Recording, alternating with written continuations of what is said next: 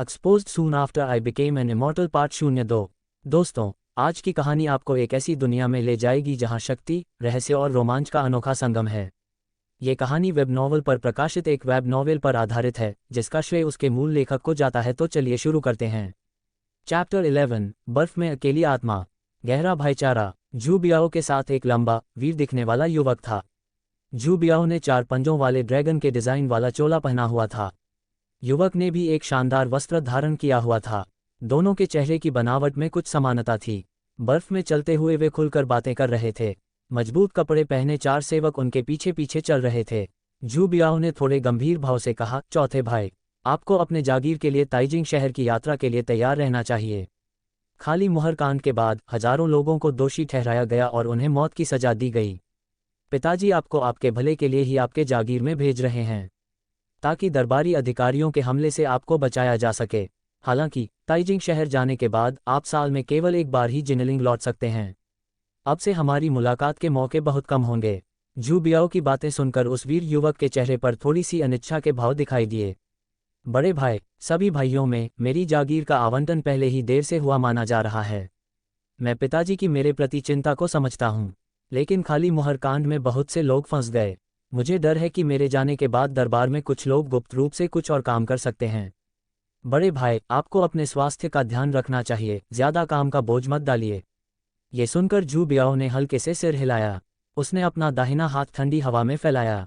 कुछ बर्फ के टुकड़े उसके हाथ में गिरे। जू बियाओ ने धीरे से कहा, चौथे भाई, इस ठंडी हवा में थोड़ी बर्फ गिरना तो आम बात है, लेकिन हमारे मिंग राजवंश को स्थापित हुए अभी सिर्फ 15 साल ही हुए हैं, और देश में पहले से ही इतने सारे परजीवी मौजूद हैं। अगर हम उन्हें ऐसे ही छोड़ दें तो मुझे डर है कि हमारा मिंग राजवंश भी युआन राजवंश की राह पर ही चल पड़ेगा। मैं कठिनाई और थकावट सह सकता हूँ, ये कुछ भी नहीं है। चाहे कितनी भी मुश्किल या थकान हो, क्या ये पिताजी के कष्टों से ज्यादा कठिन हो सकता है? माँ के देहांत के बाद से पिताजी रातों रात कई साल बूढ़े हो गए लगते हैं। हालांकि वे कहते नहीं हैं, पर वे नहीं चाहते कि तुम अपने जागीर के लिए ताइजिंग शहर जाओ। आने वाले त्योहारों में पिताजी के लिए उपहार स्वयं चुनकर लाना। जब लोग बूढ़े हो जाते हैं तो वे पुरानी यादों में खो जाते हैं और पारिवारिक सुख का आनंद लेना चाहते हैं। अक्सर अपने बच्चों और नाती पोतों के साथ इकट्ठा होते हैं। लेकिन हमारा शाही परिवार आम परिवारों जैसा नहीं है। पारिवारिक सुख के मामले में हम आम परिवारों से भी बदतर स्थिति में हैं। हम दोनों को ही मिंग राजवंश में योगदान देना होगा। ये ऐसी जिम्मेदारियां हैं जिनसे हम बच नहीं सकते। शानदार वस्त्र पहने युवक रुका और आदरपूर्वक जू बियाओ की ओर हाथ जोड़कर अभिवादन किया। मैं बड़े भाई की शिक्षाओं का पालन करूंगा। ये देखकर जू बियाओ मुस्कुराए और उस युवक का हाथ पकड़कर उसे आगे ले गई। इस साल बर्फ पिछले सालों से ज्यादा भारी लग रही है। पहाड़ी रास्ते पर चलना मुश्किल है। आज पहले माँ को प्रणाम करते हैं। आखिरकार आप जा रहे हैं, हमें माँ को सूचित करना चाहिए। हम भाई एक ही माँ के बच्चे हैं। माँ को अपने जीवन काल में सबसे ज्यादा आपकी ही चिंता रहती थी। माँ को प्रणाम करने के बाद मेरे साथ शियोनग्यंग से मिलने चलिए। शियोनग्यंग जब जीवित था तो वह आपसे घुड़सवारी सीखने के लिए बहुत जिद करता था।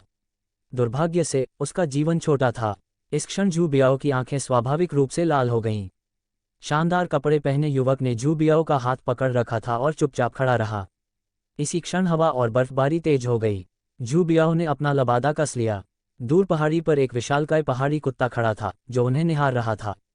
शानदार कपड़े पहने युवक ने उस विशालकाय पहाड़ी कुत्ते को देखा, इशारा किया और जू बियाओ से कहा, बड़े भाई, देखो, वहाँ एक विशालकाय पहाड़ी कुत्ता है। उसके बाल कितने अच्छे हैं और हड्डियाँ कितनी मजबूत हैं। इस बर्फीली दुनिया में ऐसा राजसी पहाड़ी कुत्ता, पता नहीं ये किसका है। जू बियाओ का ध्यान उस युवक के शब्दों से भटक गया। उसने पहाड़ी की ओर भी देखा। ठंडी हवा में खड़ा वह विशालकाय पहाड़ी कुत्ता बेहद प्रभावशाली लग रहा था। जू बियाओ और शानदार कपड़े पहने उस युवक को जो बात दिखाई नहीं दे रही थी, वह ये थी कि उस विशाल पहाड़ी कुत्ते के बगल में दाववादी वस्त्र पहने एक लड़का खड़ा था। लड़के का चेहरा शांत था, उसकी आंखें थोड़ी नम थीं। धिक्कार है, ठंडी हवा मेरी आंखों में चुभ रही है। ये मुझे किसी अकेले भूत की तरह क्यों दिखा रही है? लड़के ने जू बियाओ और शानदार कपड़े पहने युवक को जाते हुए नहीं देखा। इसके बजाय उसने बड़े पहाड़ी कुत्ते से धीरे से कहा, चलो चलें। दाहुआंग ने अपना सिर घुमाया और तेजी से पहाड़ी से नीचे भागा। बर्फ के फव्वारे उड़ाते हुए जू शुआनजी दाहुआंग के पीछे पीछे चल रहा था। उसने बर्फ में खड़े दोनों भाइयों को पीछे मुड़कर देखा और थोड़ा भावुक हो गया। शाही परिवार में इस तरह का भाईचारा देखना दुर्लभ था। अगर उसने गलत नहीं सुना होता तो शानदार कपड़ों में वह वीर युवक उसका चौथा चाचा जूदी होना चाहिए था। बिना ज्यादा सोचे समझे ही वह अमरता के मार्ग पर कदम रख चुका था। अमर और नश्वर में स्पष्ट अंतर होता है। उसके नामात्र के पिता जू बियाओ उसे देख नहीं पा रहे थे। शायद ये सांसारिक बंधनों को तोड़ने का एक तरीका था। हालांकि आज उसने एक नई खोज की। उसके नामात्र के पिता जू बियाओ और चौथे चाचा जूदी वास्तव में दा हुआन को देख सकते थे। इसका मतलब ये था कि बाहरी लोगों के सामने खुद उसके और उस व्यवस्था द्वारा निर्मित इमारतों को छोड़कर बाकी लोग उन्हें नहीं देख सकते थे। जिन आत्मा प्रेमी प्राणियों को उसने ज्ञान दिया था वे अभी भी दूसरों को दिखाई दे सकते थे। इस मामले में यह उतना बुरा नहीं था। भविष्य में वह देवता होने का नाटक कर सकता है, कुछ लोगों को डरा सकता है। यह असंभव नहीं था। चैप्टर 12 दा हुआंग आगे बढ़े। जू युवानझांग लियू बोवेन को पहाड़ पर ले जाता है। समय बहुत जल्दी बीत गया।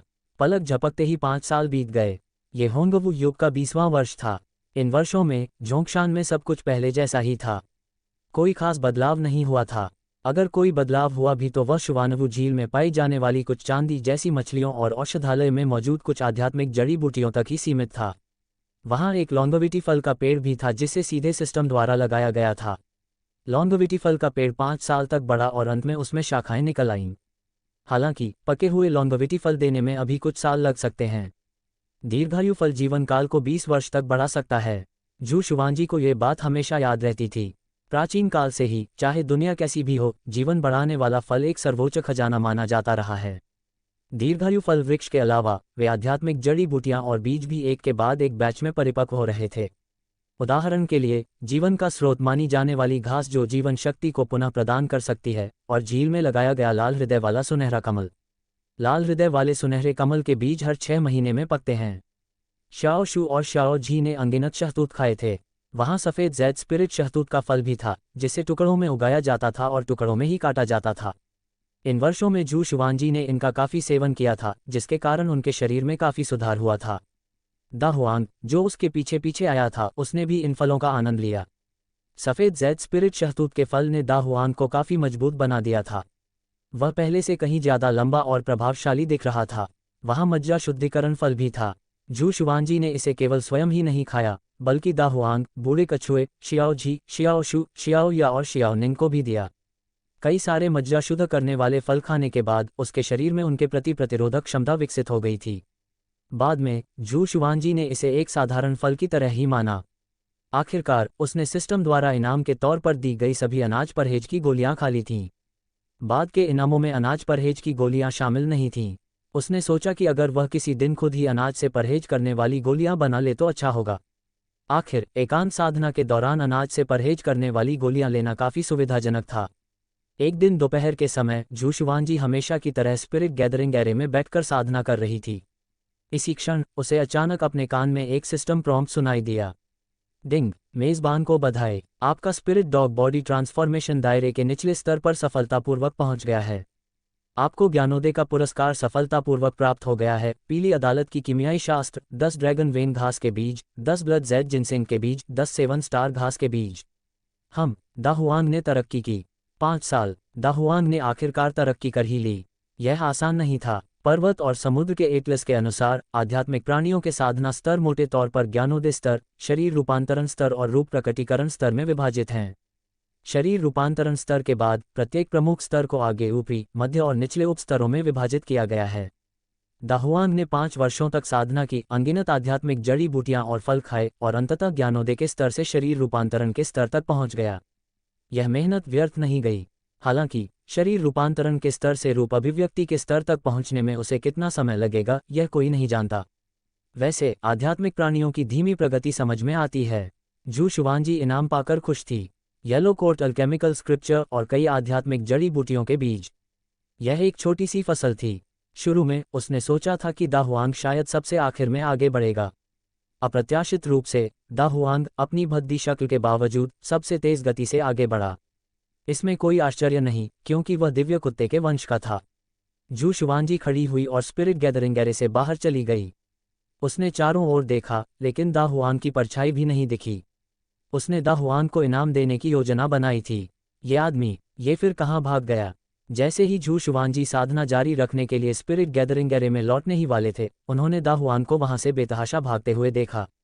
जू शुआनजी की ओर चिल्लाते हुए, गुरुजी, आपने जिस व्यक्ति का जिक्र किया था वह फिर से पहाड़ पर आ गया है। लेकिन वह अकेला नहीं है, उसके साथ दो बूढ़े आदमी हैं। एक तो बूढ़ा जू है, मैंने दूसरे को पहले कभी नहीं देखा, मैं उसे नहीं जानता। ये सुनकर जू शुआनजी ने अपनी भौहें ऊपर उठा लीं। दाहुआंग ने जिस व्यक्ति का जिक्र किया था वह जू बियाओ था। उस वर्ष जब जू बियाओ और जू दी महारानी माँ को प्रणाम करने के लिए पर्वत पर आए थे, तब से उसने दाहुआंग को निर्देश दिया था कि यदि जू बियाओ फिर से पर्वत पर आए तो उसे सूचित करे। दाहुआंग को ये बात याद थी।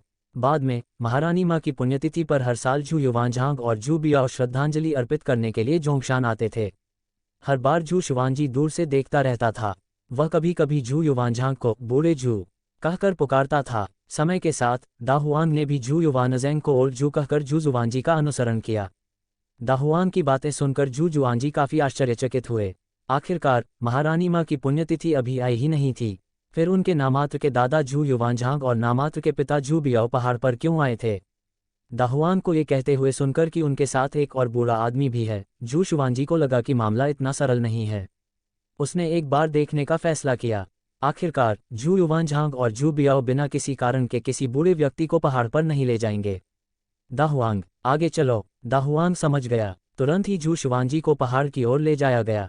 अल्पविराम। जोंगशान पर्वत की आधी चढ़ाई वाली पहाड़ी पगडंडी पर काले वस्त्र पहने मिंग सम्राट जू युवानझांग मोटे वस्त्र पहने एक बूढ़े व्यक्ति के साथ धीरे धीरे पहाड़ी रास्ते पर चल रहे थे। भव्य और प्रभावशाली जू युवानझांग के विपरीत मोटे कपड़े पहने उस बूढ़े व्यक्ति का चेहरा अधिक शांत था, मानो वह पड़ोस का कोई मिलनसार बूढ़ा हो। दोनों ओर के हरे भरे जंगलों में पक्षी चहचहा रहे थे।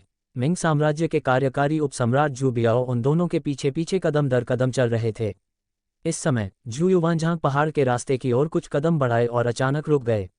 उन्होंने हाथ उठाकर पहाड़ की तलहटी की ओर इशारा किया और मोटे वस्त्र पहने बूढ़े व्यक्ति से कहा, बोवेन, वर्षों पहले मैंने तुम्हें पूरे क्षेत्र में 99 ड्रैगन शिराएं काटने का आदेश दिया था, जोंगशान की ड्रैगन शिरा की ऊर्जा को 300 वर्षों तक बढ़ाने के लिए। अब 20 वर्ष बीत चुके हैं, तुम मुझे बताओ कि जोंगशान की ड्रैगन शिरा में सुधार हो रहा है या वह कमजोर पड़ रही है, बढ़ना या गिरना भी। चैप्टर 13। जू शुआनजी। बूढ़ा जू सचमुच लोगों को चैन से नहीं बैठने देता। उनकी बातें सुनकर बगल में खड़े लियू बोवेन ने विनम्रता से कहा, महाराज, हम 20 वर्षों बाद जोंगशान पर्वत पर चढ़े हैं और मुझे एक अनोखी अनुभूति हो रही है, और वह ये है कि जोंगशान की ड्रैगन नस में एक नया परिवर्तन प्रतीत हो रहा है।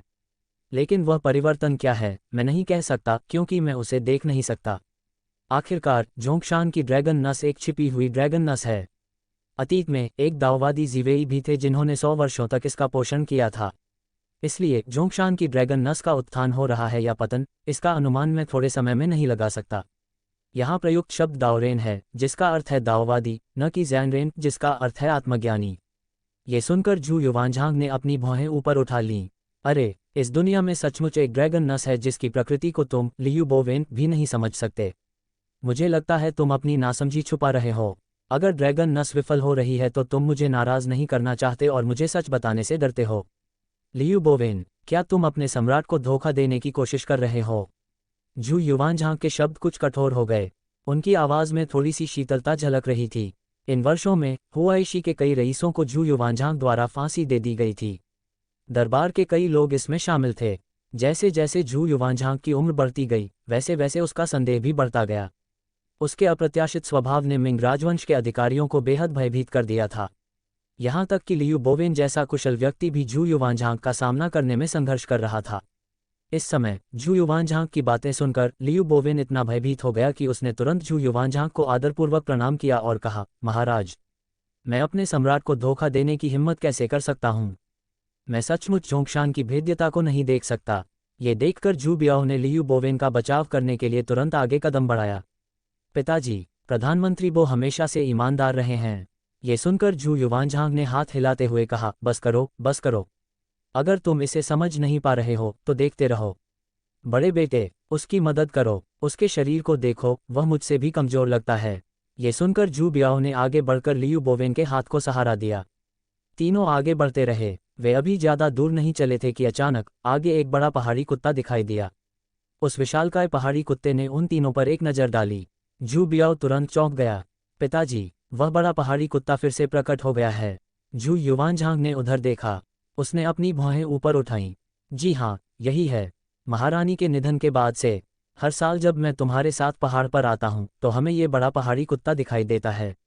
आज ही तो हम पहाड़ पर चढ़े थे कि यह फिर से दिख गया। लगता है ये बड़ा पहाड़ी कुत्ता काफी बुद्धिमान है। जू बियाओ ने कहा, यह इस बात का भी प्रमाण है कि जोंगशान उत्कृष्ट लोगों और प्राकृतिक संपदाओं का स्थान है। यह आध्यात्मिक जीवों का पोषण कर सकता है। ये सुनकर जू युवानझांग हंसे और बोले, हमारी बहन यहीं दफन है। हमारी बहन स्वभाव से दयालु थीं। जोंगशान पर उनकी सुरक्षा के कारण ये स्वाभाविक है कि वहां आध्यात्मिक जीव पनपते हैं। इसी समय जू युवानझांग ने अपना सिर घुमाया। उसने अपने बगल में खड़े लियू बोवेन से पूछा, बोवेन, उस बड़े पहाड़ी कुत्ते को देखो, क्या उसमें कुछ असामान्य है? लियू बोवेन एक तरफ खड़े होकर पर्वत की चोटी को देखने लगे। कुछ देर बाद उनके चेहरे पर हैरानी के भाव दिखाई दिए। महाराज, यह विशाल पहाड़ी कुत्ता देखने में साधारण लगता है, लेकिन यह असाधारण है। यह अवश्य ही एक आध्यात्मिक प्राणी होगा। ये सुनकर जू युवानझांग ने अपनी भौहें ऊपर उठा लीं। अरे, यह आत्मा पशु कैसे है? इसी क्षण लियू बोवेन ने अचानक जू युवानझांग को आदरपूर्वक प्रणाम किया और कहा, महाराज, मुझे आपको बधाई देनी चाहिए। ये सुनकर जू युवानझांग एक बार फिर स्तब्ध रह गया। उसने लियू बोवेन की ओर देखा। ओह, मुझे बधाई दें, आपके पास क्या अच्छी खबर है? लियू बोवेन ने तुरंत कहा, महाराज, अभी अभी महाराज ने मुझसे पूछा था कि जोंगशान की ड्रैगन नस ऊपर उठ रही है या नीचे गिर रही है। मैंने पर्वत श्रृंखला की दिशा और पर्वतीय वायु के उठने का अवलोकन किया। मुझे कुछ नहीं मिला, लेकिन अब इस विशाल पर्वतीय कुत्ते को देखकर मेरा मन अचानक स्पष्ट हो गया। यह विशाल पर्वतीय कुत्ता, इसकी आत्मा संयमित है और यह मानव स्वभाव को समझता है। ये स्पष्ट रूप से ड्रैगन ऊर्जा से पोषित एक आध्यात्मिक जीव है। ड्रैगन शिरा से निकलने वाली ऊर्जा दुनिया की सबसे रहस्यमय ऊर्जा है। शाही परिवार के अलावा जो ड्रैगन ऊर्जा को अपने शरीर में समाहित करके खुद को पोषित कर सकते हैं, दुनिया में केवल आध्यात्मिक जीव ही ऐसे प्राणी हैं जो ड्रैगन ऊर्जा से नष्ट होने से बच सकते हैं और उससे पोषित हो सकते हैं। इस विशाल पर्वतीय कुत्ते की आंखें साफ हैं, शरीर सुगठित है और आभा बलवान और ऊर्जावान है। यदि ड्रैगन ऊर्जा से पोषित न होता तो इसमें ये विशेषताएं न होतीं। और ड्रैगन ऊर्जा से पोषित होने का अर्थ है कि जोंगशान की ड्रैगन शिरा सक्रिय हो रही है। केवल निरंतर बढ़ती हुई ड्रैगन नस की ऊर्जा ही ऐसे आध्यात्मिक जीव का पोषण कर सकती है। इसलिए मैं महाराज को बधाई देता हूँ। मैं मिंग राजवंश को बधाई देता हूँ। ये दर्शाता है कि हमारे मिंग राजवंश का भाग्य समृद्ध है। लियू बोवेन की बातें सुनकर जू युवानझांग के चेहरे पर खुशी झलक रही थी। वह आगे बढ़ा और लियू बोवेन की बांह पकड़ ली। बोवेन, क्या तुमने जो कुछ कहा वह सब सच है? लियू बोवेन ने तुरंत गंभीरता से उत्तर दिया, महाराज, मैंने जो कुछ भी कहा है वह सब सत्य है। जू युवानज़ेंग बहुत खुश था। बहुत बढ़िया, बहुत अच्छा। वर्षों पहले आपने कहा था कि जिजिनशान की ड्रैगन शिरा छिपी हुई और टूटी हुई है, जो हार और पतन का संकेत है। इसलिए मैंने आपको जोंगशान की ड्रैगन ऊर्जा को पुनः पूर्ति करने के लिए दुनिया भर में 99 ड्रैगन शिराओं को काटने का आदेश दिया था। अब 20 वर्ष बीत चुके हैं। हमारे मिंग राजवंश की ड्रैगन शिरा अंततः बहाल हो गई है। बधाई हो, बधाई हो, सचमुच बधाई हो। बड़े बेटे, किसी को भेजकर उस विशाल पहाड़ी कुत्ते को यहाँ ले आओ। मैं उसकी अच्छी तरह देखभाल करना चाहता हूँ। उसे कुछ भी न होने देना। यह विशाल पहाड़ी कुत्ता हमारे मिंग राजवंश के लिए एक वरदान है। जू बियाओ ने आदेश का पालन किया। वह पीछे हट गया। कुछ ही समय बाद मजबूत पोशाक पहने कई जिन्नीवेई पर्वत श्रृंखला की ओर चक्कर लगाकर पहुंच चुके थे। मिंग राजवंश की गुप्त पुलिस लियू बोवेन जू युवानझांग के बगल में खड़ा था। उसकी आंखों में बेचैनी की एक झलक दिखाई दी। पर्वत शिखर पर जू जुआनजी दाहुआंग के पास खड़ा था। ऊपर चक्कर लगा रहे कुछ जिन्नीवेई पक्षियों को देखकर लंबे चाकू पकड़े हुए बेहद खूंखार दिख रहे हैं। जू शुआनजी ने थोड़ी बेबसी से बुदबुदाते हुए कहा, बूढ़े जू तो लोगों को चैन से रहने ही नहीं देते। छोड़ो भी, दाहुआंग, इन्हें सबक सिखाओ। दाहुआंग ने जवाब दिया। वूफ, अगले ही पल दाहुआंग पीली हवा की तरह तेजी से निकला और उन जिन्नीवेई की ओर बढ़ गया। दाहुआंग का अर्थ बड़ा पीला भी होता है। चैप्टर 14। जू जुआनजी ने ग्रैंड दाओ गीत गाया। जू युवानज़ेंग की जिज्ञासा। Woof woof woof. अचानक पहाड़ी पर दाहुआंग ने सीधे कुछ जिन्नीवेई की ओर धावा बोल दिया। अब जब दाहुआंग ने बाधा को पार कर लिया था और आगे बढ़ गया था तो उसका रूप कुछ बदल गया था। अब वह एक बछड़े जितना बड़ा था।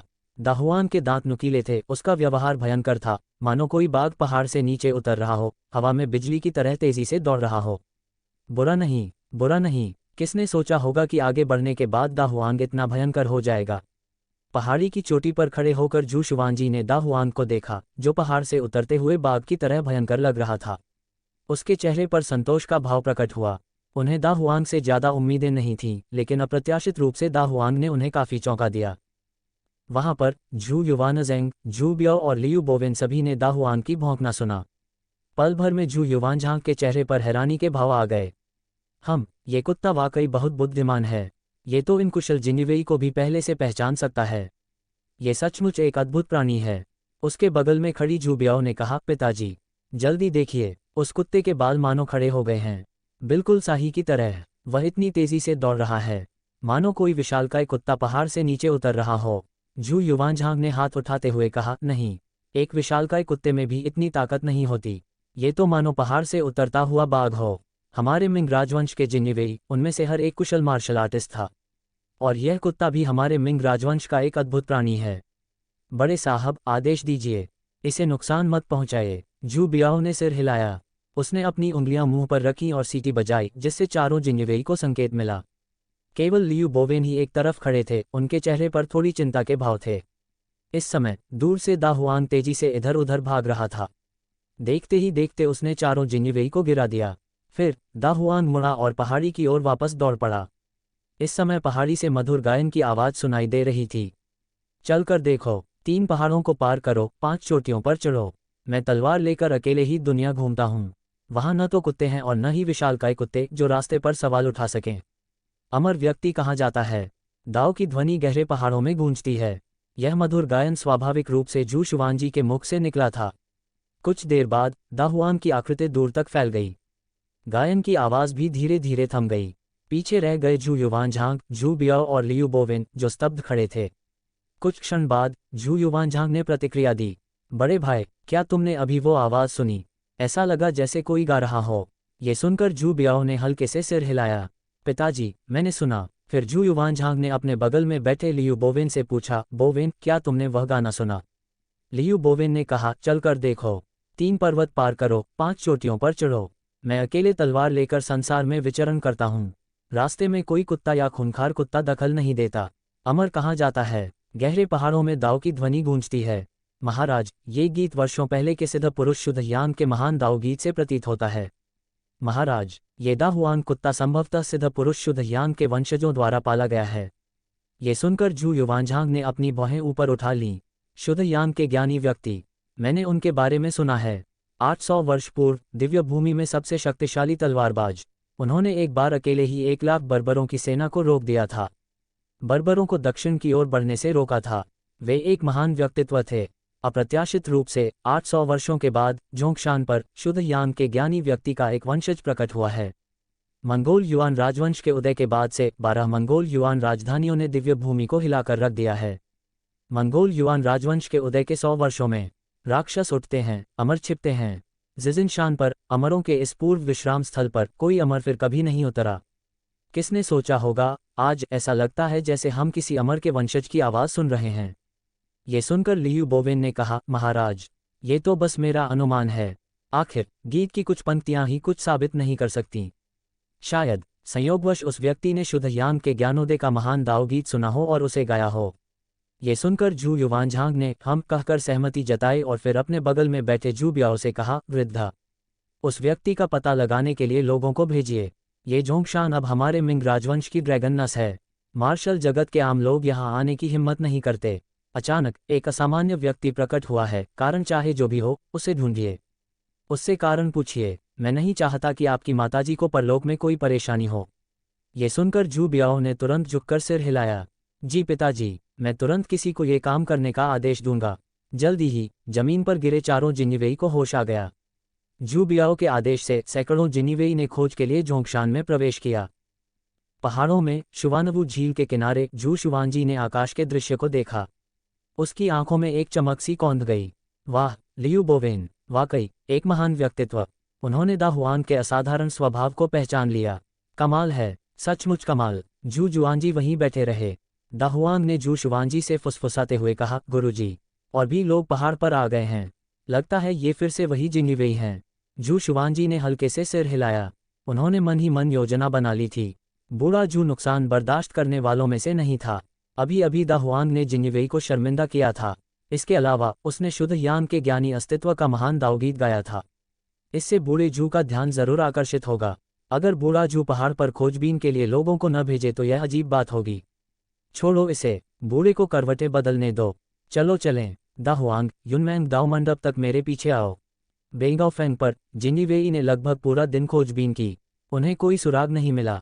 शाम ढलते ही जिनिवेई के कमांडर एरहू पहाड़ से नीचे आए और जू बियाओ को सूचना दी, जिसे जोंगशान की उत्तरी चोटी उत्तरी शिखर भी कहा जाता है। ये जोंगशान की मुख्य चोटी भी है। अध्याय 1 में इसका उल्लेख है। राजकुमार, हमने पर्वत की पूरी तरह से तलाशी ली है। हमें कुत्ते का कोई सुराग नहीं मिला, न ही उस व्यक्ति का कोई संकेत मिला जिसने महान दाव सौंप गाया था। ये सुनकर जू बियाओ ने हल्के से सिर हिलाया। ठीक है, महाराज को रिपोर्ट करो, एरहू ने जवाब दिया और आगे चल रहे ड्रैगन रथ का पीछा करने के लिए निकल पड़ा। इसी क्षण लियू बोवेन जू बियाओ के पास गए, हाथ जोड़कर धीमी आवाज में बोले, युवराज। जू बियाओ ने कहा, प्रधानमंत्री बो, और क्या? लियू बोवेन ने जोंगशान की ओर एक नज़र डाली। उनकी आवाज़ थोड़ी गंभीर थी और उन्होंने धीमी आवाज़ में कहा, युवराज, जोंगशान पर ड्रैगन ऊर्जा बढ़ रही है। मैं, एक साधारण मनुष्य, असली ड्रैगन नस को नहीं पहचान सकता। युवराज ही असली ड्रैगन के उत्तराधिकारी हैं। भविष्य में, जब युवराज के पास समय हो, आप अकेले जोंगशान जा सकते हैं। शायद आपको अप्रत्याशित लाभ मिलें। जू बियाओ लियू बोवेन की शक्ति को जानता था। लियू बोवेन की बातें सुनकर उसने सिर हिलाया। उसने ज्यादा कुछ नहीं कहा, बस लियू बोवेन को एक गहरी नज़र से देखा। लियू बोवेन ने जू बियाओ को फिर से हाथ जोड़कर प्रणाम किया, फिर मुड़कर आगे जा रही गाड़ी के पीछे दौड़ पड़ा। समय पलक झपकते ही बीत गया। वसंत ऋतु बीत गई और शरद ऋतु आ गई। 5 साल बीत गए थे। ये वर्ष होंगवू युग का 25वां वर्ष था। चैप्टर 15 बंदर और तीतर, सार्वभौमिक कायाकल्प कला। 9 अक्षरों का मंत्र। पिछले 5 वर्षों से जोंगशान की चोटी पर कुछ खास बदलाव नहीं आया है। औषधीय जड़ी बूटियों और फलों के खेत और भी हरे भरे हो गए हैं। बगीचे की रखवाली करने वाला कुत्ता दा हुआंग पहले की तरह ही सतर्क बना हुआ है। समय बहुत जल्दी बीत गया। जब जू शुआनजी यहाँ आए थे तब वे 8 साल के बच्चे थे, लेकिन अब वे 18 साल के हटे कट्टे युवक बन चुके थे। 10 वर्षों की साधना के बाद जू शुआनजी में अब असाधारण दाववादी आकर्षण आ गया था। उनका संपूर्ण व्यक्तित्व एक अमर ऋषि की आभा बिखेरता था। उनकी युवावस्था ने उनकी दिव्य उपस्थिति को और भी बढ़ा दिया था। उनके शरीर के आकार के अनुरूप ढले हुए उनके रुई वस्त्र में किसी भी प्रकार की खराबी का कोई संकेत नहीं था। वर्षों से उन्होंने अपनी साधना पर ध्यान केंद्रित किया था और दिव्य धारा दीर्घायु तकनीक को उस स्तर तक पहुंचाया था जहां यिन और यांग ऊर्जाएं विलीन हो जाती हैं और आध्यात्मिक ऊर्जा स्वनिर्वाह करने योग्य हो जाती है। सबसे महत्वपूर्ण बात यह थी कि उन्होंने असीम उड़ान तकनीक में महारत हासिल कर ली थी। जू शुआनजी ने चमकदार स्वर्ण शरीर तकनीक में भी पूर्ण निपुणता प्राप्त कर ली थी। हालांकि उन्होंने टोंगटियन तलवार तकनीक में अभी तक पृथ्वी को हिला देने वाले स्तर को प्राप्त नहीं किया था, फिर भी वे एक ही प्रहार से चट्टानों को चकनाचूर कर सकते थे। इसके अलावा बूढ़े कछुए द्वारा सिखाई गई शुद्धयान की सच्ची कला में कुछ उल्लेखनीय तकनीकें शामिल थीं। मुक्केबाजी और तलवारबाजी की तकनीकों में उनकी महारत में काफ़ी सुधार हुआ था। इसी क्षण जू शुआनजी युनमैंग दाओ मंडप से बाहर निकले। उनकी आस्तीन में हान गुआंग तलवार छिपी हुई थी। उनका रुई वस्त्र न केवल उनके कद के अनुरूप था, बल्कि उसमें कुछ वस्तुएं भी रखी जा सकती थीं। जू शुआनजी ने फुर्ती से पलक झपकते ही काफ़ी दूरी तय कर ली। कुछ देर बाद जू शुआनजी शुवानवू झील के किनारे बैठ गए। अभी बैठे ही थे कि दूर से दा हुआंग एक बंदर के साथ उनके पास आए। इस बंदर का नाम शियाओ लियूजी था, जिसे दा हुआंग ने 2 साल पहले बर्फीले पहाड़ों में लावारिस हालत में पाया था। उस समय शियाओ लियूजी बहुत कमजोर था और मौत के कगार पर था। दा हुआंग ने जू शुआनजी को ढूंढा, जिन्होंने उस छोटे बंदर की जान बचाई और उसका नाम शियाओ लियूजी रखा। बाद में जू शुआनजी ने छोटे बंदर को ज्ञान प्रदान किया। इस ज्ञान प्राप्ति और उसे प्राप्त पुरस्कार का विवरण उसके निजी पैनल पर स्पष्ट रूप से अंकित है। बधाई हो मेजबान, आपने सफलतापूर्वक एक बंदर को ज्ञान प्रदान किया और सार्वभौमिक कायाकल्प कला प्राप्त की। सार्वभौमिक कायाकल्प कला एक दिव्य कला है जो उन प्राणियों को पुनर्जीवित कर सकती है जिनकी जीवन शक्ति 1 महीने से कम समय के लिए क्षीण हो गई हो। यह उन प्राणियों के जीवन को भी बढ़ा सकती है जिनकी जीवन शक्ति पूरी तरह से क्षीण नहीं हुई हो। इस प्रणाली ने इस बंदर की वंश परंपरा के आधार पर इसके विकास के 3 मार्ग खोजे हैं। ज़ुओहो, एक प्राचीन दिव्य बंदर जिसमें जन्मजात दिव्य शक्ति है और जो प्रतिदिन सूर्य और चंद्रमा के सार को अवशोषित करता है। समय के साथ यह एक प्रचंड आत्मा से घिर जाएगा और 5 रंगों की ज्वालाएं उगल सकता है जो हर चीज को जला सकती हैं। जुफो, एक प्राचीन आध्यात्मिक बंदर जिसकी भुजाओं पर आकृतियां बनी होती हैं और पूंछ तेंदुए जैसी होती है, आकार में विशाल होता है। सूर्य और चंद्रमा की ऊर्जा से परिपूर्ण होने के कारण इसका शरीर अत्यंत हल्का हो जाता है और भुजाओं में अपार शक्ति आ जाती है, जिससे ये 10 लाख जिन के भारी पत्थर को आसानी से उठा सकता है। इसकी दृष्टि बिजली की तरह तेज होती है, जिससे ये दूर के लक्ष्यों पर पत्थर फेंक सकता है और भयंकर से भयंकर जानवरों को भी वश में कर सकता है। वुझी की जलवानर संत के नाम से भी जाना जाने वाला ये बंदर एक प्राचीन दिव्य प्राणी है जिसके पास अलौकिक शक्तियां हैं और ये 10 ड्रैगन और 10 हाथियों के बराबर ताकत रखता है। इसे पानी में खेलना बेहद पसंद है और पानी के संपर्क में आते ही यह बेकाबू हो जाता है, जिसे काबू में करने के लिए किसी शक्तिशाली बल की आवश्यकता होती है। कृपया विकास की दिशा चुनें। विकास की दिशा चुन ली गई है। कृपया इस बंदर को ज्ञान प्रदान करते रहें। असफल होने पर दंड मिलेगा, जबकि सफलता से निरंतर पुरस्कार प्राप्त होंगे। इन रिकॉर्ड्स को देखकर जू शुआनजी मुस्कुराए बिना नहीं रह सके। उन्होंने शियाओ लियूजी के लिए वुजी की विकास चुना था। शियाओ लियूजी उस स्तर तक विकसित हो पाएगा या नहीं, यह उन पर निर्भर करता है। जहां तक सार्वभौमिक कायाकल्प कला की बात है, उन्होंने वास्तव में 1 साल पहले इससे एक छोटे सफ़ेद सांप को पुनर्जीवित किया था। वह जल्द ही उस सांप को ज्ञान प्रदान करने की योजना बना रहे थे। झोंगशान पर्वत पर अब कई प्रबुद्ध प्राणी मौजूद थे। शियाओ लियूजी के अलावा एक बड़ा तीतर भी था। ये तीतर, जो मूल रूप से पहाड़ों का एक जंगली पक्षी था, जू शुआनजी द्वारा ज्ञान प्राप्त करने के बाद उनके साथ रहने लगा और हर सुबह बांध देता था। तीतर को ज्ञान देने का पुरस्कार भी उनके निजी पैनल पर दर्ज है। मेज़बान को बधाई हो, आपने सफलतापूर्वक एक तीतर को ज्ञान प्रदान किया और 9 अक्षरों का मंत्र प्राप्त किया। 9 अक्षरों का मंत्र लिन, बिंग, डो, जे, जिए, झेन, लिए, कियान, शिंग से मिलकर बना है। प्रत्येक शब्द में अपार शक्ति है। इस मंत्र पर महारत हासिल करने से एक शब्द के उच्चारण मात्र से शत्रुओं को वश में किया जा सकता है। इस प्रणाली ने इस तीतर की वंश परंपरा के आधार पर इसके विकास के 3 मार्ग खोजे हैं। फूशी, मानव चेहरे वाले नर मुर्गे के रूप में प्रकट होकर ये स्वयं ही आवाज निकालता है। इसकी उपस्थिति आसन युद्ध का संकेत देती है। लुवाननियाओ, एक बहुरंगी पक्षी के समान दिखने वाला, इसकी उपस्थिति दुनिया में शांति लाती है।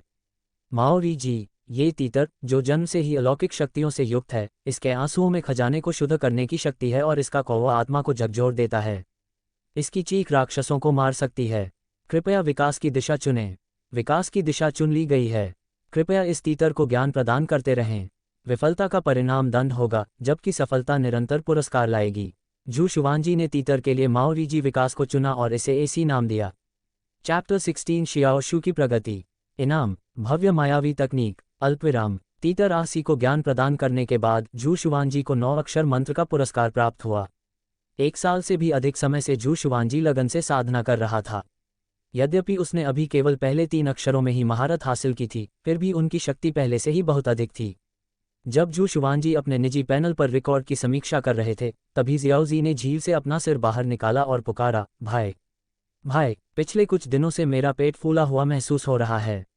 ये सुनकर जू शुआनजी ने शियाओजी की ओर देखा और पाया कि उसका आकार पहले के आकार से 10 गुना से भी अधिक बढ़ गया था और वह हथेली के आकार की चांदी की मछली से एक विशाल चांदी की मछली में बदल गई थी। क्या आपको पेट फूला हुआ महसूस हो रहा है? क्या यह इस बात का संकेत हो सकता है कि आपका पदोन्नति होने वाला है? जू शुआनजी ने शियाओजी के सिर को छूने के लिए हाथ बढ़ाया।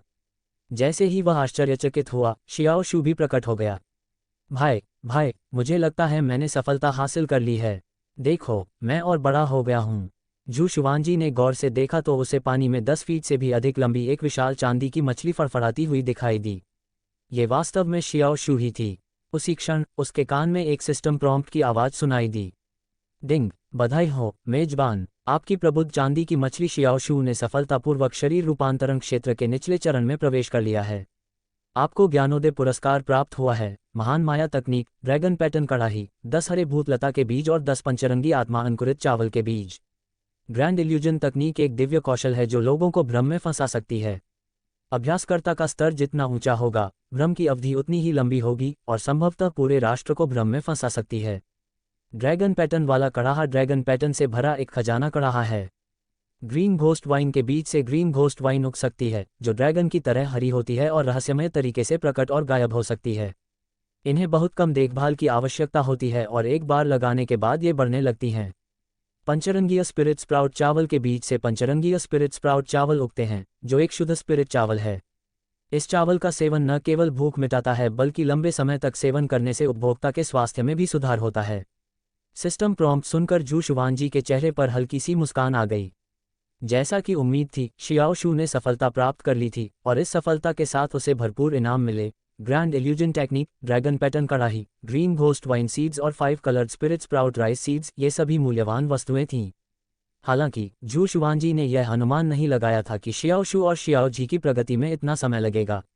10 साल बीत चुके थे आध्यात्मिक ऊर्जा से भरपूर जोंगशान में भी, जो आध्यात्मिक ऊर्जा से परिपूर्ण एक सर्वोच्च भूमि है, और जू शुआनजी के निरंतर ज्ञान और समर्थन के साथ साथ आध्यात्मिक फलों और जड़ी बूटियों का नियमित सेवन करने के बावजूद भी शियाओ शू अभी अभी शरीर रूपांतरण क्षेत्र के निचले स्तर तक ही पहुंच पाई थी।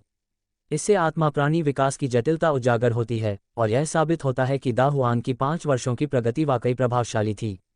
शुरुआत में जू शुआनजी को लगा था कि दा हुआन की प्रगति सबसे धीमी होगी, लेकिन अब ऐसा लग रहा था कि दा हुआन सबसे तेज है।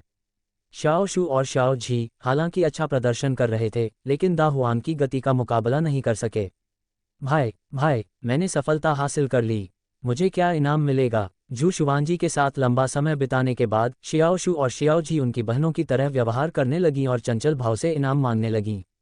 जू शुआनजी मुस्कुराए और दा हुआन की पीठ पर बैठे बंदर शियाओ लियूजी से बोले, शियाओ लियूजी, औषधीय क्षेत्र में जाओ और एक सफ़ेद जैड स्पिरिट शहतूत का फल ले आओ। जियाओ लियूजी ने दा हुआन की पीठ से कलाबाजी करते हुए जवाब दिया, समझ गया गुरुजी। जियो लियूजी दा हुआन के करीबी होने के कारण जू जुआनजी को मास्टर भी कहते थे। भाई, तुम तो बड़े कंजूस हो, मैंने सुरंग खोदी और मुझे सिर्फ एक ही सफ़ेद जैड स्पिरिट शहतूत का फल मिला। जियाओ शू ने झील में बुलबुले उड़ाते हुए कहा। जू शुआनजी हंसते हुए बोली, अरे छोटी मछली, सफ़ेद जैड स्पिरिट शहतूत फल की शिकायत कर रही हो? लगता है मैंने तुम्हें बहुत ज़्यादा अच्छी चीज़ें दे दी हैं, अब से तुम्हें कोई स्पिरिट फल नहीं मिलेगा। ये सुनकर जियाओ शू ने झट से कहा, भाई, मैं तो बस मजाक कर रही थी, मुझे ये चाहिए। जू शुआनजी ने बेबसी भरी मुस्कान के साथ अपना सिर हिलाया। जियाओ लियूजी ने तेजी से सफ़ेद जैड स्पिरिट शहतूत का फल लेकर तुरंत वापसी की। जू शुआनजी ने फल को पानी में फेंक दिया और जियाओ शू ने उसे एक ही झटके में निगल लिया। शियाओ जी, तुम्हें भी कड़ी मेहनत करनी होगी, जल्द से जल्द सफलता हासिल करने के लिए प्रयास करो। जू शुआनजी ने शियाओ जी को प्रोत्साहित किया और फिर उठकर दा हुआंग और शियाओ लियूजी के साथ पर्वतीय औषधीय क्षेत्र की ओर चल दिए। कुछ ही देर में जू शुआनजी औषधीय क्षेत्र में पहुंच गए। दीर्घायु फल वृक्ष के नीचे जू शुआनजी की बांह की लंबाई के बराबर एक छोटा सफ़ेद सांप एक शाखा के चारों ओर लिपटा हुआ था। पेड़ के नीचे आसी नाम का तीतर खड़ा था, जो सफ़ेद सांप को धमकी भरी निगाहों से घूर रहा था, जो कांपता हुआ प्रतीत हो रहा था। छोटे सफ़ेद सांप को देखकर जू शुआनजी के होठों पर मुस्कान आ गई।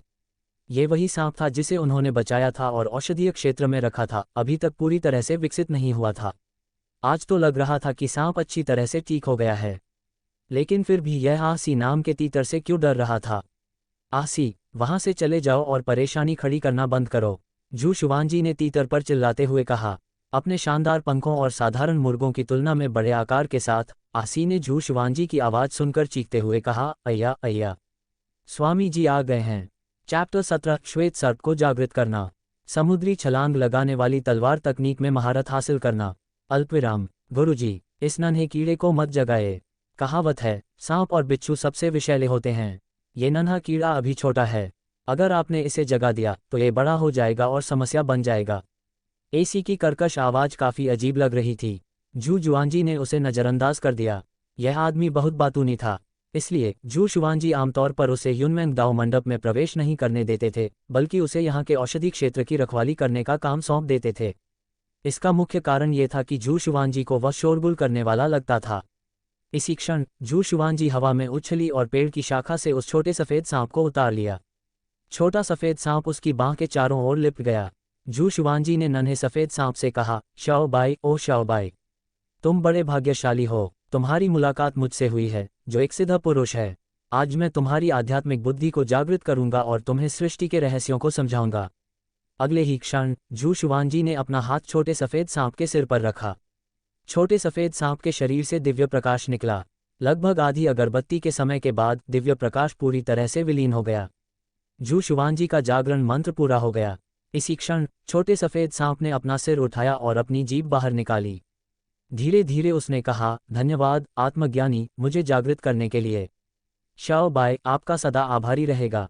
ये सुनकर जू शुआनजी ने हल्के से सिर हिलाया। इसी क्षण जू शुआनजी के कान में एक सिस्टम नोटिफिकेशन की आवाज़ सुनाई दी। डिंग, मेजबान को बधाई हो, उन्होंने सफलतापूर्वक एक सफ़ेद सांप को जगा दिया है। आपको सी लीप स्वॉर्ड टेक्निक से पुरस्कृत किया गया है। समुद्र छलांग तलवार तकनीक एक दिव्य तलवार तकनीक है, जिसे उच्च स्तर तक विकसित करने पर तलवार समुद्र के पार छलांग लगा सकती है और दुश्मन को मारने के बाद वापस लौट सकती है। हम समुद्र में छलांग लगाने वाली तलवार तकनीक। दिलचस्प, इसमें किसी अमर की तकनीक की झलक तो है ही। इसी क्षण उसके कान में एक और सिस्टम नोटिफिकेशन की आवाज़ सुनाई दी। डिंग, इस सफ़ेद सांप की वंश गुणवत्ता के आधार पर विकास की 3 दिशाओं का पता लगाया गया है। 1. मिंग सर्प, 4 पंखों वाला एक आपदा सर्प जिसकी आवाज़ घंटी की तरह तेज होती है और उसका दिखना गंभीर सूखे का संकेत देता है। 2. नौ शिशु, जल और अग्नि का एक राक्षस जो जल और अग्नि उगलने में सक्षम है, उसकी चीख एक बच्चे के विलाप जैसी है और उसके 9 सिर हैं।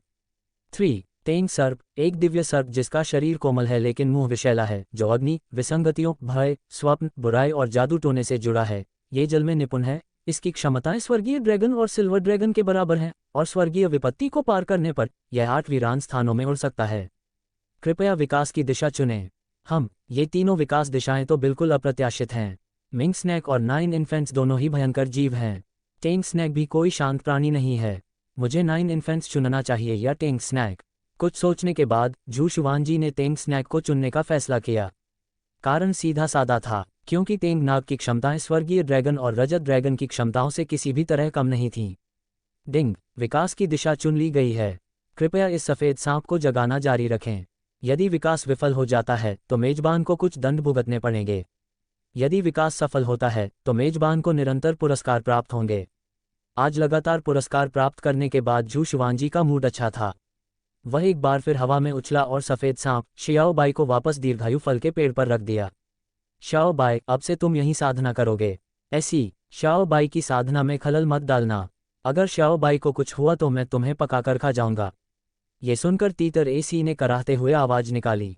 अरे नहीं, ये तो अन्याय है। ईमानदारी से कही गई बातें सुनना अप्रिय होता है। जू शुआनजी को इस आदमी से कोई मतलब नहीं था। उसके साथ काफी समय बिताने के बाद जू शुआनजी जान गई थी कि यह आदमी पूरी तरह से ड्रामा क्वीन है। जू शुआनजी ने दीर्घायु फल वृक्ष पर एक और नजर डाली। इस वृक्ष को लगाए हुए 10 वर्ष हो गए थे। जड़ पकड़ने और तना विकसित होने में इसे 5 वर्ष लगे थे। अब ये काफी बढ़ चुका था। हालांकि इसमें अभी भी कलियां और फल लगने के कोई संकेत नहीं थे। संभवतः इसका कारण ये था कि दीर्घायु फल एक चमत्कारी फल था जो जीवनकाल बढ़ाता था। इसका लंबा विकास चक्र समझ में आता था। इन कार्यों को पूरा करने के बाद जू शुआनजी दा हुआन को चिकित्सा क्षेत्र से बाहर ले गए। वह युनमैंग दाओ मंडप लौट आया और नई सीखी हुई तलवारबाजी तकनीक और महान मायावी तकनीक का अभ्यास करने की तैयारी करने लगा। जब से उन्होंने पहाड़ों में साधना शुरू की तब से जब भी उन्हें कोई नई और दिलचस्प तकनीक मिलती थी तो वे उसका अभ्यास करने के लिए उत्सुक रहते थे। पहाड़ों में समय का पता ही नहीं चलता। शायद यही खेती का असली सार था। अल्पविराम, पलक झपकते ही 3 महीने बीत गए। 3 महीनों में जू शुआनजी ने समुद्र छलांग तलवार तकनीक को एक अच्छे स्तर तक विकसित कर लिया था। जू जुवानजी जुवानवू झील के किनारे बैठे थे। जुवानवू झील में ओल्ड टर्टल, जियोशू, जियोजी और जियोनिंग सभी मौजूद थे। उसके बगल में दा हुआंग और बंदर शियाओ लियूजी वहीं बैठे थे। जू शुआनजी ने अपनी उंगली उठाई। हान गुआंग तलवार उनके हाथ में नाचने लगी और दूर जा गिरी। लगभग आधी अगरबत्ती के समय के बाद दिव्य प्रकाश उत्सर्जित करने वाली हान गुआंग तलवार क्षितिज से लौटी और शुवानवू झील के ऊपर मंडराने लगी। इस क्षण जियाओजी और जियाओशू ने खुशी से चिल्लाते हुए कहा, भाई भाई, कितना कमाल की है। बूढ़े कछुए ने प्रशंसा करते हुए कहा, उपकारी की तलवारबाजी की तकनीक सचमुच अद्भुत है। मेरे पिता ने मुझे एक बार ज्ञानी शुद्ध यान की अद्वितीय तलवारबाजी तकनीक के बारे में बताया था, जो तलवार को 1000 मील दूर से ही दुश्मनों का सिर धड़ से अलग कर सकते थे। आज उपकारी को इस दिव्य तलवारबाजी तकनीक का प्रदर्शन करते हुए अपनी आंखों से देखकर सचमुच मेरा जीवन व्यर्थ नहीं गया। ये सुनकर जू शुआनजी मुस्कुराया और उसने हान गुआंग तलवार निकाल ली। फिलहाल मेरी तलवारबाजी की तकनीक अभी उतनी निपुण नहीं है। ज्यादा से ज्यादा ये 500 मील तक उड़ सकती है, लेकिन मुझे विश्वास है कि एक दिन मैं इस तकनीक में महारत हासिल कर लूंगा। समुद्रों को पार करते हुए एक ही दिन में शेंजोऊ की धरती का चक्कर लगाऊंगा, वहां के तूफानों को देखूंगा और हर तरह के अन्याय को खत्म कर दूंगा। जोंगहुआ चीन दिव्य महाद्वीप के लिए एक काव्यात्मक नाम। TL नोट, जियाओबाई का अर्थ है थोड़ी देर के लिए। चैप्टर 18 जू बियाओ की मृत्यु हो गई है। जू जुवानजी का निर्णय। अल्पविराम, बूढ़े कछुए ने प्रशंसा करते हुए कहा, हे उपकारक, कितना साहसी स्वभाव है। जू शुआनजी मुस्कुराए और बोली, ठीक है, आज के लिए इतना ही काफी है। दा हुआंग, शियाओ लियूजी, मेरे साथ पहाड़ों में सैर पर चलिए। इतना कहकर जू शुआनजी उठ खड़े हुए और दा हुआंग और शियाओ लियूजी को लेकर पहाड़ों में चले गए। कुछ दिनों बाद वे पहाड़ों में टहलने जाते थे। वे ये भी देखते थे कि क्या कोई ऐसा प्राणी है जिसे ज्ञान देना उचित हो। हाल के वर्षों में उन्होंने बहुत से जानवरों को ज्ञान नहीं दिया था, हालांकि उन्होंने कई पौधों को ज्ञान दिया था। उदाहरण के लिए, महारानी माँ की समाधि से कुछ ही दूरी पर उन्होंने एक विलो वृक्ष को ज्ञान प्रदान किया था। विलो वृक्ष 80 वर्षों से बढ़ रहा था। जू शुआनजी द्वारा ज्ञान प्रदान किए जाने के बाद उसकी आध्यात्मिक बुद्धि जागृत होने लगी और वह बहुत तेजी से बढ़ने लगा। आखिरकार महारानी माँ उनके वर्तमान शरीर की दादी थीं। अगर महारानी माँ की मृत्यु पिछले 2 वर्षों में हुई होती तो शायद वह उन्हें बचा सकते थे। दुर्भाग्यवश महारानी माँ की मृत्यु को लगभग 10 वर्ष हो चुके थे। वह कुछ नहीं कर सकता था, वह केवल इतना ही कर सकता था कि महारानी माँ की समाधि की रक्षा के लिए एक विलो वृक्ष को रोशन करे। जू शुआनजी दा हुआंग और शियाओ लियूजी के साथ पहाड़ों में चल रहे थे। जंगल घना था, हल्की हवा बह रही थी जिससे ताजगी और सुकून का एहसास हो रहा था। पहाड़ों में लंबे समय तक अकेले रहने के बाद जू शुआनजी का स्वभाव शांत और गहरे पानी जैसा हो गया था। ऐसा लग रहा था मानो वह प्रकृति के साथ एक हो गया हो। दा हुआंग पहले की तरह ही फुर्तीला था और बड़ी तेजी से दौड़ रहा था। उसने बंदर शियाओ लियूजी को गोद में उठाया और तेजी से भाग निकला। काफी देर बाद वे फिर दिखाई दिए। जू शुआनजी इत्मीनान से टहल रहे थे, उन्हें कोई जल्दी नहीं थी। कुछ देर बाद दा हुआंग शियाओ लियूजी को गोद में लेकर वापस लौटी। उसने जू शुआनजी से कहा, गुरुजी, पहाड़ की तलहटी में कोई है। ये किसी जनाजे की शोभायात्रा जैसा लग रहा है। शोभायात्रा में शामिल लोगों के वस्त्रों को देखकर लगता है कि वे मिंग राजवंश के अधिकारी हैं। मुझे आश्चर्य है कि मिंग राजवंश से अब किसकी मृत्यु हुई है। ये सुनकर जू शुआनजी क्षण भर के लिए स्तब्ध रह गया। एक और अंतिम संस्कार जुलूस और मिंग अधिकारी, क्या ऐसा हो सकता है? क्या बूढ़े जू की मृत्यु हो गई है? असंभव। नहीं नहीं, मुझे याद है कि इतिहास में बूढ़े जू 70 वर्ष से अधिक जीवित रहे थे। हालांकि इस दुनिया का इतिहास और चरित्र विवरण मेरी याद से कुछ भिन्न है, लेकिन उम्र में ज्यादा बदलाव नहीं होना चाहिए। अचानक जू शुआनजी के भीतर उथल पुथल मच गई। समय यात्रा करने और अपने पूर्ववर्ती जू शियोंग्यंग की कोई यादें न होने के बावजूद जू युवानझांग की संभावित मृत्यु की खबर सुनकर उनकी आंखों में आंसू आ गए। जैसे जैसे दा हुआंग की बुद्धि बढ़ती गई, उसकी क्षमताएं भी बढ़ती गईं। अब वह जू शुआनजी का एक सक्षम सहायक बन गया था। वह जू शुआनजी के लिए बहुत सारी जानकारी जुटा सकता था, लेकिन ताबूत के अंदर कौन था ये दा हुआंग नहीं बता सकता था। इसलिए जू शुआनजी ने खुद जाकर देखने का फैसला किया। तुरंत ही जू शुआनजी ने दा हुआंग को आगे चलने का आदेश दिया। कुछ देर बाद जू शुआनजी पहाड़ की चोटी पर खड़ा था, नीचे घुमावदार पहाड़ी रास्ते को देखते हुए। लंबी अंतिम संस्कार यात्रा और यात्रा के अग्रभाग में चल रहे लोग। चीखें जोर से गूंज उठीं, चाहे वे मिंग राजवंश के अधिकारी हों या शाही परिवार के सदस्य। सभी लगातार रो रहे थे। अब जू शुआनजी पहले जैसा नहीं रहा था। उसने 10 वर्षों तक साधना की थी। उसके शरीर में बहुत परिवर्तन आ चुके थे। उसकी सुनने और देखने की क्षमता असाधारण रूप से तेज हो गई थी। उसकी आंखें दूर की चीजों को भी स्पष्ट रूप से देख सकती थीं। जब उसने भव्य ताबूत के सामने लगी स्मारक पट्टिका पर बड़े अक्षरों में लिखे शब्द देखे तो जू शुआनजी दंग रह गया। क्या, ये तो जू बियाओ है। मेरे कंजूस बाप जू बियाओ की मौत हो गई। ये देखकर जू शुआनजी सचमुच दंग रह गया।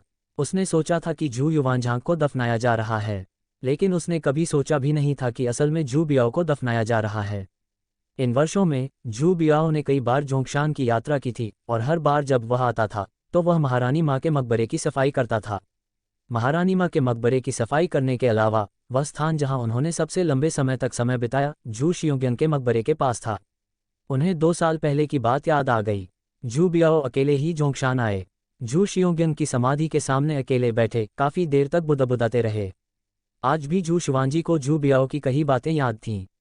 उन शब्दों में युवराज होने की बेबसी और दबाव के साथ साथ एक पिता की अपने दिवंगत बच्चे के लिए तड़प भी झलकती थी। जू शुआनजी के दिमाग में अतीत के दृश्य किसी फिल्म की तरह कौंध गए। ये सोचकर जू शुआनजी को बहुत बेचैनी महसूस हुई। मैं, जू शुआनजी, यहाँ तक आया हूँ 10 वर्षों की साधना के बाद। अब मुझे कुछ सफलता मिली है। चूंकि हम रक्त संबंध से जुड़े हैं इसलिए मुझे उसे बचाना होगा। लेकिन जू बियाओ मिंग राजवंश के युवराज थे। अंत्येष्टि में इतने सारे लोग उपस्थित थे। वे यूं ही उड़कर नहीं जा सकते थे और जबरदस्ती ताबूत नहीं खोल सकते थे। जू बियाओ ने जीवन भर कड़ी मेहनत की थी। अगर उन्हें सबके सामने पुनर्जीवित किया जाता तो शायद उन्हें महल लौटकर युवराज के रूप में अपने कर्तव्यों को फिर से निभाना पड़ता। जू शुआनजी ऐसा बिल्कुल नहीं देखना चाहते थे। मानव शक्ति की भी सीमाएं होती हैं। जू बियाओ के चले जाने मात्र से मिंग राजवंश का पतन तो नहीं होगा, है ना? जू बियाओ को जोंगशान में ही छोड़ देना बेहतर होगा। उन्हें उनके साथ साधना करने देना चाहिए। भविष्य में भले ही मिंग राजवंश को कठिनाइयों का सामना करना पड़े, अगर जू बियाओ अपनी साधना में सफल हो जाता है तो वह पर्वत से नीचे उतर सकता है। ये सोचते ही जू शुआंजी के मन में अचानक एक विचार आया। अगले ही पल जू शुआंजी आकाश में उड़ उठा, अपनी असीम उड़ान की तकनीक का प्रदर्शन करते हुए हवा में बेफिक्र और बेरोक-टोक उड़ता हुआ। कुछ ही क्षणों बाद जू शुआंजी अंतिम संस्कार जुलूस के ऊपर पहुंच गए। उन्होंने अपने हाथ जोड़ लिए। उन्होंने जप किया, शून्य में एक ईश्वर है, भ्रम होते हुए भी वास्तविक, केवल मेरी इच्छा शक्ति हजारों में रूपांतरित हो रही है। चैप्टर 19 जू बियाओ का पुनरुत्थान। क्या आत्मज्ञानी व्यक्ति शुद्ध यांग का शिष्य हो सकता है? अल्पविराम। जू शुआंजी की आवाज एक झटके में समाप्त हुई। नीचे चल रहे अंतिम संस्कार जुलूस को एक दिव्य प्रकाश ने घेर लिया। पल भर में अंतिम संस्कार जुलूस में शामिल सभी लोग जू शुआंजी द्वारा रचित भ्रम में खींच गए। अगले ही पल जू शुआंजी ने अपना हाथ हिलाया और ताबूत का ढक्कन खोल दिया। अंदर सचमुच मिंग राजवंश के युवराज जू बियाओ लेटे हुए थे। बिना कुछ कहे जू शुआंजी ने अपना हाथ उठाया। हवा का एक झोंका जू बियाओ के शरीर को उड़ा ले गया। फिर जू शुआंजी ने ताबूत का ढक्कन बंद किया, जू बियाओ के शरीर को उठाया और हवा के साथ उड़ते हुए आकाश में विलीन हो गए। कुछ ही क्षणों बाद अंतिम संस्कार का जुलूस आगे बढ़ गया, मानो कुछ हुआ ही न हो। अल्पविराम। युनमैंग दाओ मंडप में जू जुआंजी ने जू बियाओ के शरीर को नीचे रखा। फिर वह एक तरफ बैठ गया और उसने सार्वभौमिक कायाकल्प कला का प्रदर्शन किया। पल भर में जू बियाओ के शरीर में जबरदस्त ऊर्जा का प्रवाह हो गया।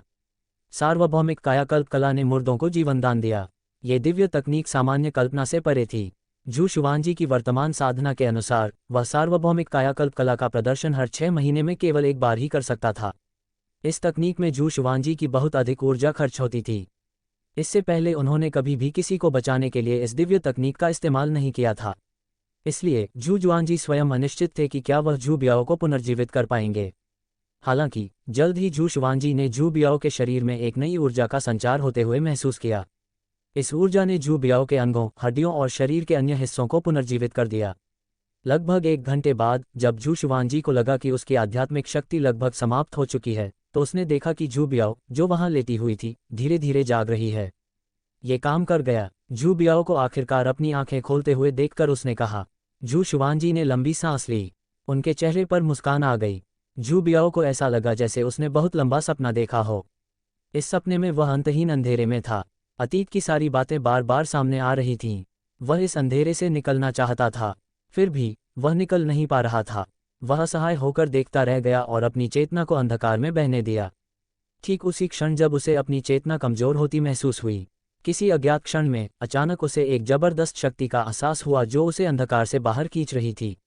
जब जू बियाओ ने अपनी आंखें खोलीं तो उसने अपने आसपास देखा और धीरे से बोला, मैं कहाँ हूँ? क्या ये पाताल लोक है? जू शुआंजी ने हल्की सी मुस्कान बिखेरी। हालांकि उनकी आध्यात्मिक शक्ति लगभग समाप्त हो चुकी थी, लेकिन जू बियाओ को बचाने से उन्हें बेहद खुशी मिली। बाहरी लोगों के लिए इस संतुष्टि की भावना का वर्णन करना असंभव था। ये युनमैंग दाओ मंडप है।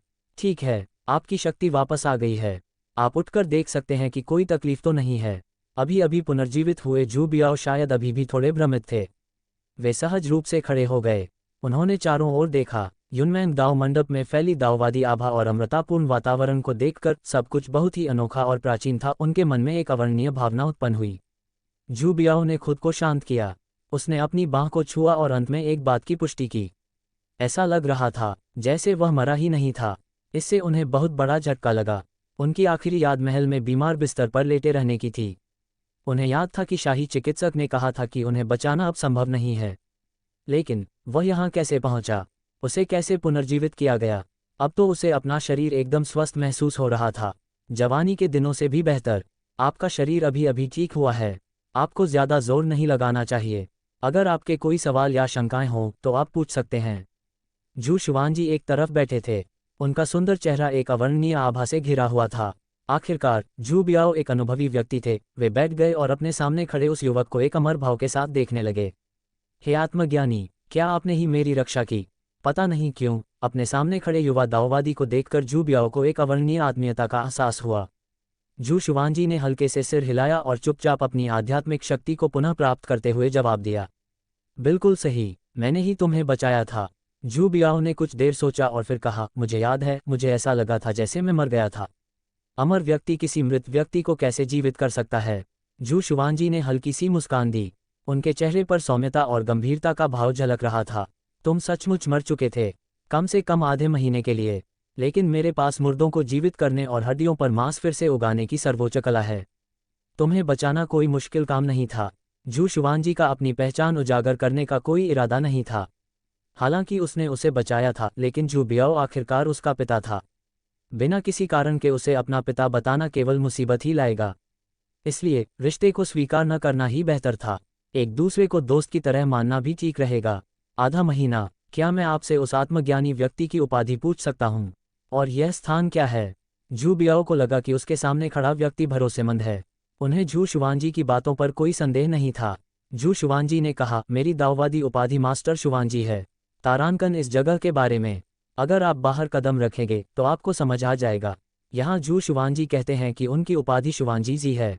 जी का अर्थ है गुरु, शिक्षक। यह उपाधि विद्वान या ज्ञानी व्यक्तियों द्वारा प्रयोग की जाती है। जू बियाओ ने हल्के से सिर हिलाया। फिर जू शुआनजी से पूछा, साक्षात्कार प्राप्त शुआनजी ने मुझे क्यों बचाया? मैं तो कभी भी साक्षात्कार प्राप्त शुआनजी से नहीं मिली। क्या यह मेरे पिता हो सकते हैं? इस समय जू शुआनजी की आध्यात्मिक शक्ति में काफी सुधार हो चुका था। वह मुस्कुराते हुए खड़ा हुआ और बोला, मेरे पीछे आओ। इसके साथ ही जू जुआनजी युनमेंग दाओ मंडप से बाहर चले गए। ये देखकर जू बियाओ, जो अभी भी असमंजस में थी, उठकर उसके पीछे पीछे बाहर चली गई। अल्पविराम, कुछ ही देर बाद जू बियाओ ने युनमेंग दाओ मंडप के बाहर के नज़ारे को देखा। वह स्तब्ध रह गया। ये एक जोंगशान है। जू शुआनजी ने उसे कोई जवाब नहीं दिया। इसके बजाय उसने पास ही आराम कर रहे दाहुआंग को आवाज दी, दाहुआंग, जाओ और एक सफ़ेद जैद शहतूत का फल ले आओ। दाहुआंग को देखकर जू बियाओ एक बार फिर दंग रह गया। उसकी पुतलियां सिकुड़ गईं। उसे अचानक 5 साल पहले की बात याद आ गई, जब वह अपने पिता और लियू बोवेन के साथ पहाड़ पर चढ़ा था। उसने पहाड़ों में एक बड़ा पहाड़ी कुत्ता देखा था। उस समय लियू बोवेन ने भविष्यवाणी की थी कि इस विशाल पर्वतीय कुत्ते के कारण जोंगशान में ड्रैगन ऊर्जा फल फूल रही है, और उनके पिता चाहते थे कि जिन्वेई इस विशाल पर्वतीय कुत्ते को उचित देखभाल के लिए आमंत्रित करें। लेकिन वह विशाल पहाड़ी कुत्ता आसानी से भाग निकला। ये तो वही विशाल पहाड़ी कुत्ता है। क्या वह आत्मज्ञानी व्यक्ति आत्मज्ञानी शुद्ध यान का शिष्य हो सकता है? चैप्टर 20। जू बियाओ ने गहन मार्ग में प्रवेश किया, वांगचेन नाम धारण किया। अल्पविराम, इस समय जू बियाओ का चेहरा आश्चर्य से भरा हुआ था। ज्ञानी शुद्ध यान का नाम सर्वविदित था। 800 वर्ष पूर्व वे दाववादी अमर जगत में एक महान हस्ती थे। यदि यह ज्ञानी पुरुष शुआनजी वास्तव में ज्ञानी पुरुष शुद्धयान का उत्तराधिकारी था, तो उसका मुझे बचाना संभव प्रतीत होता है। इस समय जू शुआनजी ने हल्की सी मुस्कान दी। उन्होंने बस हल्के से सिर हिलाया, न तो पुष्टि की और न ही इनकार किया। कुछ हद तक उन्हें वास्तव में सिद्ध पुरुष शुद्धयान का उत्तराधिकारी माना जाता था। आखिरकार उन्होंने भी सिद्ध पुरुष शुद्धयान द्वारा प्रदत्त शुद्धयान की वास्तविक कला का अभ्यास किया था। हालांकि शुद्ध यान के रूप में सिद्ध व्यक्ति में मृतकों को पुनर्जीवित करने या हड्डियों को पुनर्जीवित करने की क्षमता नहीं थी। इस समय जू शुआनजी इत्मीनान से आगे बढ़ीं। जू बियाओ उनके पीछे पीछे चल रही थी, दूर तक फैले विशाल खेतों को देखते हुए, जो हरे भरे आध्यात्मिक जड़ी बूटियों और फलों से भरे हुए थे। फिर उसकी नज़र भव्य और दिव्य युनमेंग दाओ मंडप पर पड़ी, और वह अविश्वसनीय स्पिरिट गैदरिंग गैरे। ऐसा लग रहा था मानो जू बियाओ की जोंगशान के बारे में बनी धारणाएं पूरी तरह से उलट गई हों। हे ज्ञानी पुरुष, क्या यह अभी भी जोंगशान है? मैं तो साल में एक बार जोंगशान आता था। मैंने न तो कभी ज्ञानी पुरुष को देखा है, न ही इस युनमेंग दाओ मंडप को, और न ही इन विशाल औषधीय खेतों को। जू बियाओ ने हैरानी से चारों ओर देखा। वह जू शुआनजी की ओर देखने से खुद को रोक नहीं सका। इस समय जू शुआनजी के चेहरे पर केवल एक शांत और सौम्य भाव दिखाई दे रहा था। वहां दाहुआंग हवा की तरह तेजी से गया और लौट आया। वह जू शुआनजी के पास लौटा। बंदर शियाओ लियूजी दाहुआन की पीठ पर बैठा था। उसने श्वेत जैद स्पिरिट शहतूत फल जू शुआनजी को सौंप दिया। जू शुआनजी ने सफ़ेद जैद स्पिरिट शहतूत फल को अपने हाथ में ले लिया। गुरुजी, ये फल पूरी तरह से पका हुआ है, क्या मैं एक खा सकती हूँ? जियाओ लियूजी ने उत्सुकता से जू शुआनजी की ओर देखा। जू शुआनजी ने उस आदमी की लाल टपकती आंखों को देखा और हंसे बिना नहीं रह सकी। खाओ खाओ, लेकिन सिर्फ एक, लालच मत करो, ज्यादा खाओगे तो पचा नहीं पाओगे। दाहुआंग, तुम जाकर उसे देखो। दाहुआंग ने तुरंत जवाब दिया। हाँ मास्टर। ये शब्द कहते ही दाहुआंग ने शियाओ लियूजी को उठाया और औषधीय खेतों की ओर दौड़ पड़ा। जू बियाओ को अचंभित छोड़कर, ये तो बंदर और बड़ा पहाड़ी कुत्ता सचमुच बोल सकते हैं।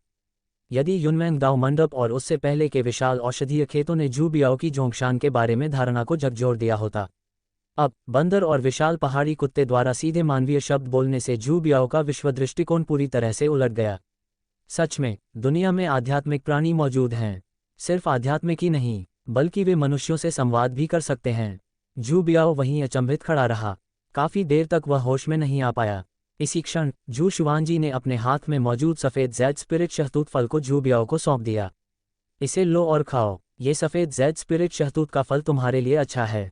तुम्हें संदेह करने की आवश्यकता नहीं है। ये वास्तव में जोंगशान है। द हुआंग जिसे तुम देख रहे हो वही बड़ा पहाड़ी कुत्ता है जिसे तुम हर साल मकबरे की सफाई करने आते समय देखते थे। होंगवू के 15वें वर्ष से जब भी तुम पहाड़ पर आते थे मुझे हमेशा से पता चल जाता था। मैंने तुम्हें बचाया क्योंकि मैं तुम्हें एक नेक इंसान मानता हूँ। साहित्य और मार्शल आर्ट दोनों में निपुण, देश के लिए मेहनत करने वाले, जनता की परवाह करने वाले। युवराज के रूप में तुमने वाकई बहुत मेहनत की है। जीवन में तुम्हें जरा भी शांति नहीं मिली। आधी जिंदगी तुमने कड़ी मेहनत में बिता दी। मैं जोंगशान में साधना करता हूँ, हालांकि मैं संसार के मामलों को नहीं देख सकता, लेकिन मैंने आपसे लोगों के कष्टों के बारे में सुना है। आज जब मुझे पता चला कि आपका अंतिम संस्कार होने वाला है तो मैंने सोचा कि मैं आपका जीवन बढ़ा दूं, ताकि आप फिर से संसार की भव्यता देख सकें। अब से इसी पर्वत पर रहें, मेरे साथ रहें, मेरे साथ साधना करें। भविष्य में इससे आपको बहुत लाभ होगा। जब जू बियाओ ने जू जुआनजी की बातें सुनी तो वह स्तब्ध होकर वहीं खड़ा रह गया। क्या ज्ञानी पुरुष चाहते हैं कि मैं जोंगशान में रहूं और उनके साथ चलूं? ज्ञानी पुरुष, मैं मिंग राजवंश का युवराज हूं। अब जब मैं पुनर्जीवित हो चुका हूं तो मैं पहाड़ों में एकांत साधना कैसे कर सकता हूं? मुझे पहाड़ से नीचे उतरकर महल लौटना चाहिए, अपने पिता की सहायता करनी चाहिए। हे ज्ञानी पुरुष, कृपया मेरी इच्छा पूरी कीजिए। जू बियाओ ने जू शुआनजी की ओर हाथ जोड़कर इशारा किया और जाने के लिए आगे बढ़ा। इस समय जू शुआनजी मुस्कुराए और बोले, युवराज येवेन, अब इस बारे में बात न करें कि आप जोंगशान छोड़ सकते हैं या नहीं। अगर आप पहाड़ से नीचे उतर भी जाते हैं तो महल लौटकर क्या कर सकते हैं? मिंग राजवंश बिना किसी के भी चलता रहेगा। आपका भाग्य तो पहले ही तय हो चुका है। मैंने ही आपकी आयु बढ़ाई है। बिल्कुल, मैं तुम्हें यहाँ एकांत में साधना करने के लिए मजबूर नहीं करूँगा। लेकिन पहाड़ से नीचे उतरने के बाद तुम कितने दिन जी पाओगे? क्या तुम चाहते हो कि तुम्हारे पिता को तुम्हें खोने का दर्द फिर से सहना पड़े? ये सांसारिक दुनिया तो बस एक बड़ा सपना है। राजसी शक्ति और धन दौलत, ये सब दाव की प्राप्ति और दीर्घायु होने के आगे क्या मायने रखते हैं? जू शुआनजी के शब्द डराने वाले नहीं थे। हालांकि उन्होंने ही जू बियाओ को पुनर्जीवित किया था, लेकिन निरंतर अभ्यास के बिना वह ज़्यादा से ज़्यादा 10 साल ही जीवित रह सकते थे। हालांकि मानवीय प्रयास भाग्य बदल सकते हैं, लेकिन अंततः मानवीय प्रयासों की भी सीमाएं होती हैं। जब तक कोई लगन से अभ्यास जारी नहीं रखता तब तक अपने भाग्य को बदलना असंभव था। ये शब्द सुनकर जू बियाओ पीछे हट गया। वह स्थिर खड़ा रहा, खुद को शांत करते हुए। जू शुआनजी के शब्द अभी भी उसके कानों में गूंज रहे थे। उसकी आंखों में एक के बाद एक विचार कौंध रहे थे। कुछ क्षण बाद ऐसा लगा जैसे उसने निर्णय ले लिया हो। वह मुड़ा और जू शुआनजी को प्रणाम किया। हे आत्मज्ञानी, कृपया मुझे दीर्घायु होने का मार्ग सिखाए, दाव का अभ्यास करने की कला सिखाए। ये सुनकर जू शुआनजी अपनी हंसी नहीं रोक पाए। ये बदलाव तो बहुत तेजी से हुआ। राजकुमार येवेन ने इतनी जल्दी अपना मन क्यों बदल लिया? जू बियाओ ने गंभीरता से कहा, सिद्ध पुरुष के वचनों ने मुझे स्वप्न से जगा दिया है। मैं नहीं चाहता कि मेरे पिता को मुझे खोने का दर्द फिर से सहना पड़े। इसलिए हे सिद्ध पुरुष, कृपया मुझे दीर्घायु का मार्ग, दाव साधना की कला सिखाएं। एक बार जब मैं अपनी साधना में सफलता प्राप्त कर लूंगा तब पर्वत से नीचे उतरने में देर नहीं होगी। ये सुनकर जू शुआनजी मुस्कुराए और उसने आगे कुछ नहीं कहा। यहाँ 10 साल तक अभ्यास करने के बाद अगर जू बियाओ अभी भी पहाड़ से नीचे उतरना चाहता है तो यह अजीब बात होगी। तो फिर युनमैंग दाव मंडप में ठहरिए। आप मुझे शुआनजी कह सकते हैं। चलिए हम एक दूसरे को साथी दाववादी कहकर संबोधित करें। मैंने आपके लिए एक उपनाम सोचा है। चलिए आपको वांगचेन कहते हैं। तारांकन आपको कैसा लगता है? अगर आपको ये कहानी पसंद आई हो तो वीडियो को लाइक करें, चैनल को सब्सक्राइब करें और बेल आइकन दबाना न भूलें। मिलते हैं अगले एपिसोड में।